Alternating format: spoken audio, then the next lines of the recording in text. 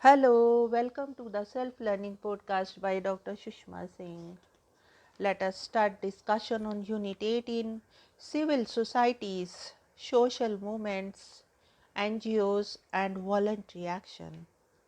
And our topic is Civil Society and New Social Movements. The earliest of the social movements in India could be traced to the Gandhian efforts of Sarvodaya. Gandhi recognized the need for social change, but he believed that the change has to come from the bottom to top if it has to be non-violent, successful and permanent. Sarvodaya was the direct offshoot of Gandhi's constructive program.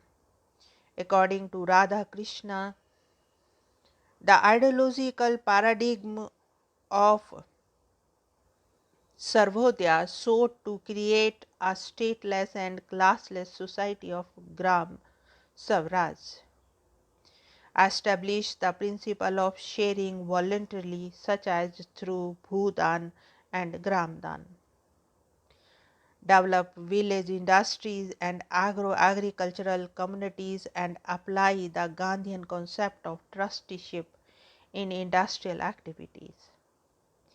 But the limitations of this approach of moral persuasion have been well documented by history. Though it evoked much hope in the beginning, the gross failure of Bhutan in land distribution through voluntary means has evaporated that hope. Since 1970s, a number of social movements emphasizing on a range of basic issues have come to animate the sphere of civil society.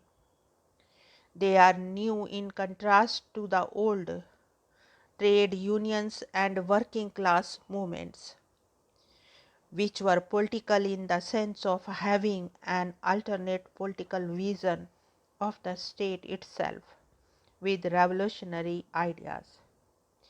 But the people's movements, as they are called, are the result of broader based people's responses to the ecological or gender or caste conflicts.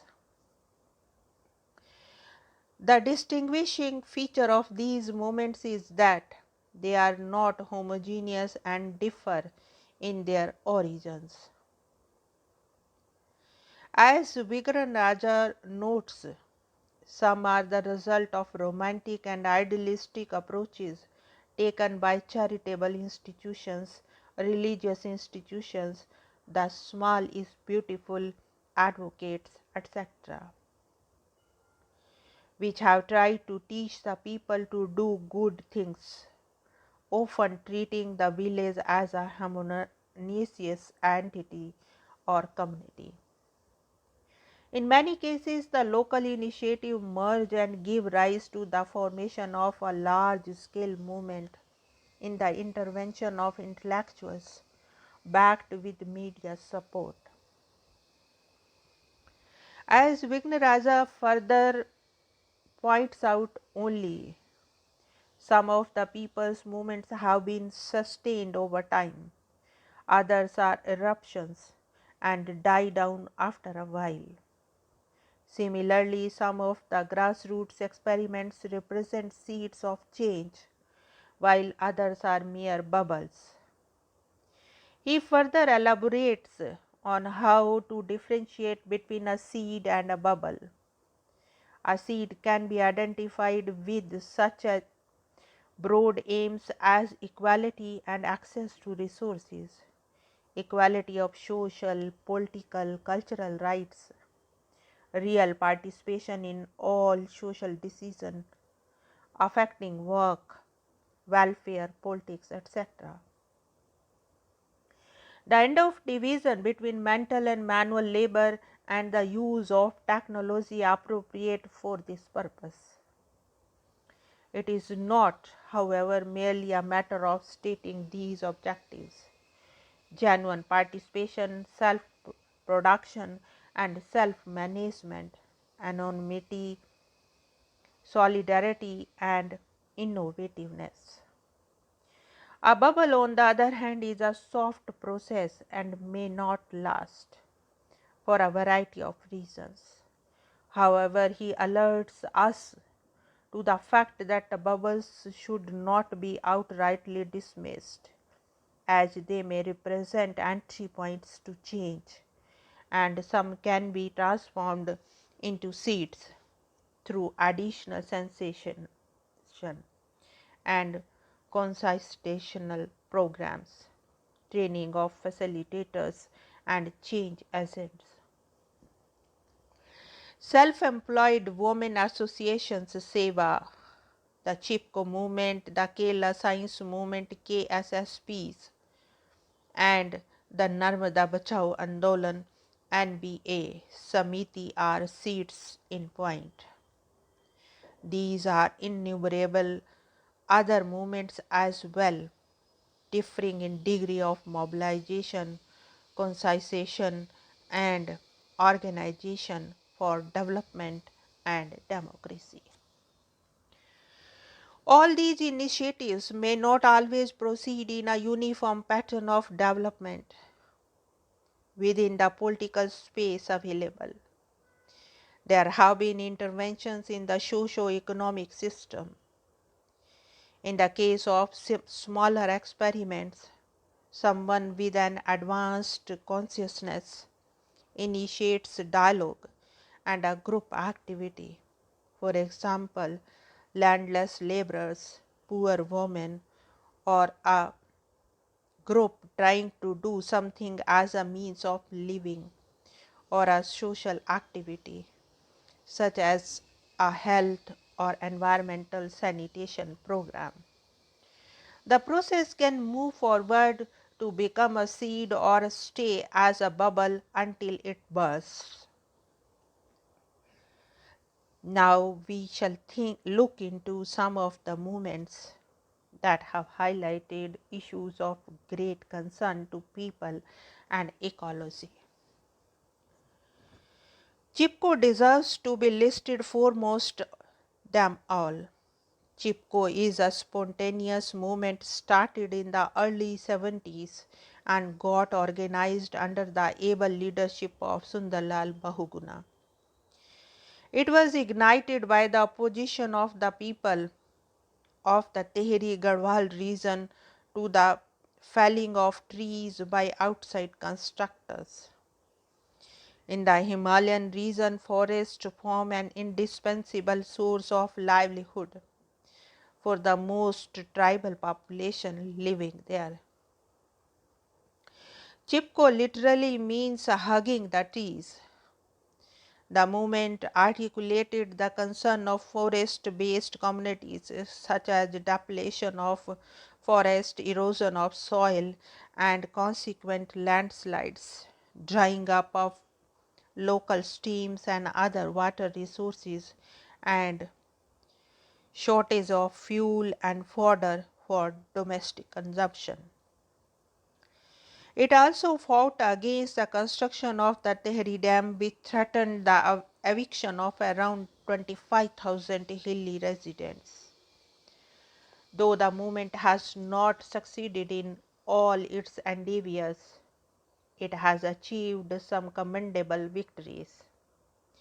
Getting ban on felling trees above an altitude of 1,000 meters and making the government to announce certain forest areas as protected regions are some of the successes of the movement. Chipko, being a non-violent resistance movement, embodies the Gandhian spirit of struggle. Chipko movement inspired green cover movements elsewhere in the country, the most important being the Apiko movement in the Western Ghats against the overfelling of trees and covering forest lands with commercial trees, replacing the natural ones. The slogan of Chipko Movement is ecology is economy. Another major social movement has been that of the Anna Hazare, who has been fighting since more than 2 decades for bringing about transparency in bureaucratic apparatus of the state. His movement has changed his village, Ralegaon Siddhi in Maharashtra, into a model village. His movement emphasizes the right of the common people to know the information regarding the government initiatives and the implementation procedures of the welfare schemes. The government is being pressurized to enact the Right to Information Act. This legislation would entail the right of the people to gain access to government records and thereby bring transparency and accountability in the functioning of the government. This would ultimately serve to check corruption and rent-seeking practices. Yet another important movement of the present time is Narmada Bachao Andolan Samiti. This movement, led by Medha Patekar, has sensationalized the issue of building huge dams as a solution for growing stress on water resources. This movement is in opposition to the construction of nearly 3,000 major and minor dams across the river Narmada, which would submerge an estimated 350,000 hectare of forest land and 2 lakh Narmada hectare of cultivated land. About 1 million people are estimated to become ousted. There have been a number of other struggles prioritizing issues related to women, Dalit empowerment, land use, and pollution related issues. Women's movements, though lacking a traditional equivalent to that of French and English feminist movement, have reached a point where they are able to identify common cause with all those movements, which would further the advancement of the values of democracy and sustainable development. Dalit movements are also heading forward in the same direction. However, movements fighting for separate statehoods and autonomy also come under the broad rubrics of social movements, though their source of origin could be the same, that of uneven development and the failure of the state to respond to their specific problems. These subnationalist and autonomy movements fundamentally differ from other types of social movements.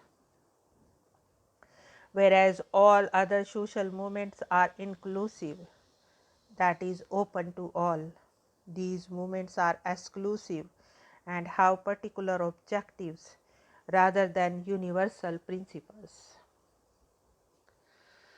Now let us wind up the session and take rest. Thank you very much for engaging yourself with the Self Learning Podcast.